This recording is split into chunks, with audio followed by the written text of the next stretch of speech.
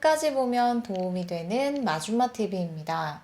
올해 마지막인 12월도 얼마 남지 않았습니다. 새로운 한 해 시작을 앞두고 달라지는 여러 가지 정부 지원 소식들이 전해지고 있습니다. 기존에는 없었던 새로운 지원 제도가 시행되기도 하고 계획되어 있던 것보다 시행 시기를 앞당겨 조기 지원하기도 합니다. 그리고 기존에 있던 제도의 지원을 확대하여 지원 요건을 완화해서 지원 대상, 지원 금액 등을 늘리기도 합니다. 오늘은 내년부터 바뀌는 정부 지원 소식을 전해드리려 합니다. 기존에는 지원을 받지 못했던 많은 분들이 오는 2024년부터는 새롭게 지원을 받을 수 있게 됩니다. 앞으로 이런 사람 정부에서 100만원 지원금 받습니다. 누가 어떻게 받을 수 있게 되는지 등 관련 주요 내용이 궁금하시다면 오늘 영상을 통해서 자세히 확인해 보시기 바랍니다. 그럼 오늘도 끝까지 봐주세요. 최근 2024년 예산이 국회 의결 및 확정되었습니다. 역대 최저 총지출 증가율로 정부 예산안을 편성하여 총지출 규모를 656조 9천억 원에서 656조 6천억 원으로 3천억 원 축소하였습니다. 민생경제와 취약계층을 위한 지원을 늘리는 등 서민과 사회적 약자에 대한 지원을 확대 반영했습니다. 간략하게 해당 내용에 대해서 안내드릴게요. 소상공인의 금리 부담을 덜어드리기 위해 대출이자 일부를 감면하고 전기요금 인상분 일부를 한시적으로 지원합니다. 소득이 많지 않은 노인의 무릎 인공관절 수술비 지원 대상을 기존보다 1,000명 늘리고 기초생활수급자 및 한부모 양육가정에 대한 지원도 확대했습니다. 기존의 분유 지원 단가를 월 8만원에서 9만원으로, 기저귀 지원 단가를 월 10만원에서 11만원으로 인상했습니다. 그리고 간병비에 대한 부담을 느끼는 분들이 많이 계시는데요. 요양병원 간병 지원을 위한 시범사업을 추진하고 희귀 질환자를 대상으로 하는 요양 전문병원에 의료장비를 지원하여 루게릭 등 환자분들에게 더 높은 수준의 의료 서비스를 제공할 수 있도록 합니다.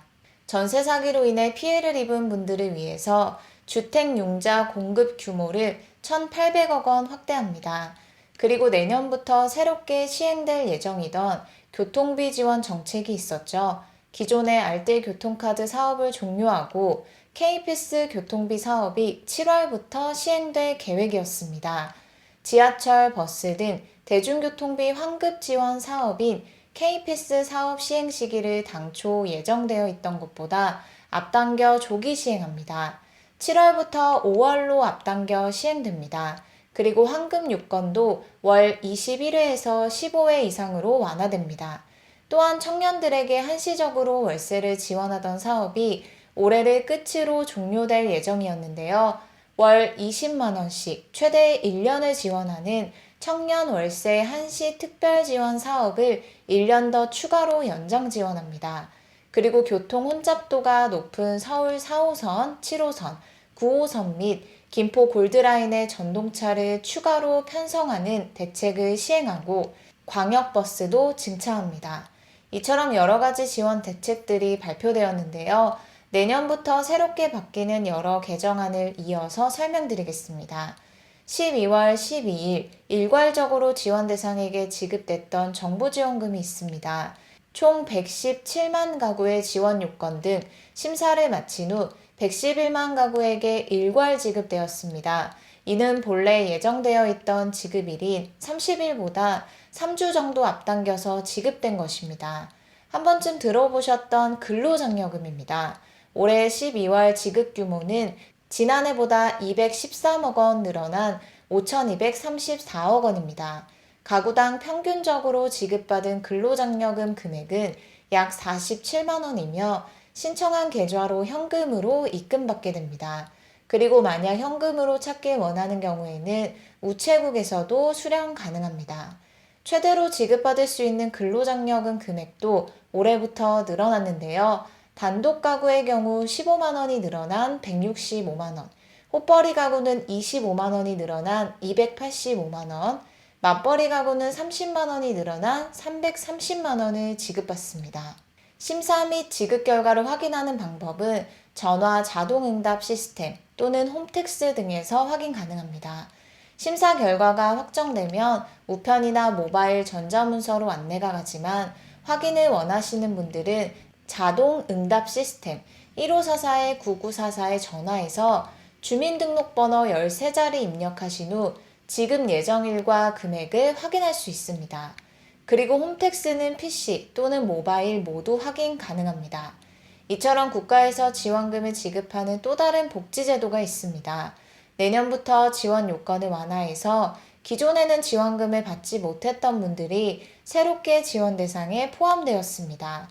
그리고 지원 금액도 인상되어 대상에 해당되시는 분들이 더 많은 지원금을 지급받을 수 있습니다.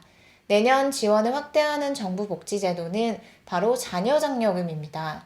근로장려금과 함께 한 번씩 들어보셨을 텐데요.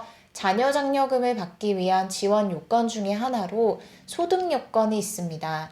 소득 요건이 내년부터 완화되어서 더 많은 분들이 지원을 받을 수 있게 된 것입니다. 기존 자녀장려금 지급을 위한 소득 요건은 부부 합산 총 소득이 4천만 원 미만이어야 했는데요. 내년부터 자녀장려금을 받을 수 있는 총 소득 금액이 7천만 원으로 크게 늘어납니다. 그리고 최대로 지급받을 수 있는 금액도 기존보다 상향됩니다.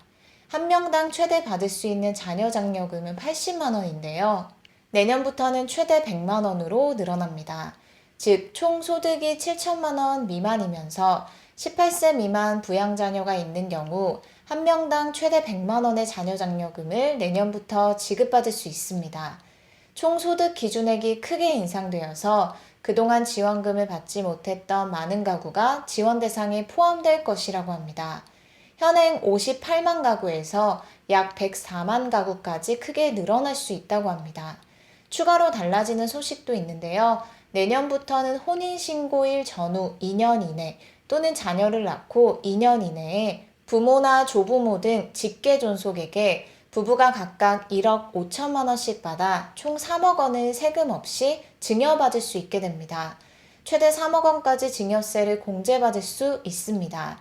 오늘은 내년부터 달라지는 여러 가지 정부 지원 대책 소식에 대해서 살펴봤습니다. 아마 내년 한 해가 시작되면서 또 다른 지원 정책들이 새롭게 발표될 수 있는데요. 조기 시행되거나 지원 요건이 완화되어 확대되는 등 여러 가지 내용들이 담긴 정책들이 발표되면 다시 한번 영상을 통해서 안내드리겠습니다. 내년부터 자녀장려금 지급 기준이 크게 완화된다고 하니 그동안 총소득 기준액 때문에 지원받지 못하신 분들 중 지원 대상에 해당되시는 분들은 최대 100만 원 잘 지급받으시길 바랍니다. 날씨가 정말 많이 춥습니다. 한낮에도 기온이 크게 떨어져서 감기 걸리기 쉬운데요. 옷 따뜻하게 입으시고 건강 유의하시길 바랍니다. 남은 올 한 해 더욱 건강하고 행복하세요. 오늘 영상도 끝까지 봐주셔서 정말 감사합니다. 구독과 좋아요, 알림 설정 꼭 부탁드립니다. 감사합니다.